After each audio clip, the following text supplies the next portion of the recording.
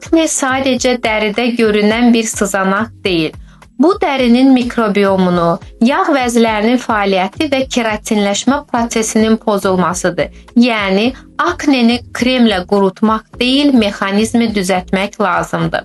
Aknenin ən birinci mərhələsi yumşaq, lakin funksional bir təmizləmə olmalıdır.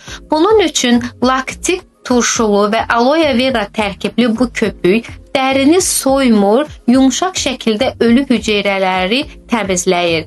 Əlbəttə ki, bu prosesdən sonra dərini sakit buraxmaq olmaz. Bu zaman biz matlaşdırıcı tonikdən istifadə edərək yağ ifrazatını tənzimləyirik, mikrobiyomunu sakitləşdiririk və ən əsası dərini aktiv, hazır vəziyyətə gətiririk digər mərhələ üçün.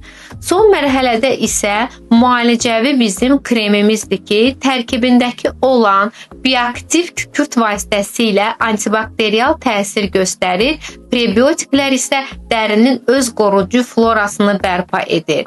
Akne ilə mübarizə dəri ekosistemini bərpa etməklə aparılmalıdır. Yəni, akne təsadüfi yaranmır və təsadüfi məhsullarla da keçmir.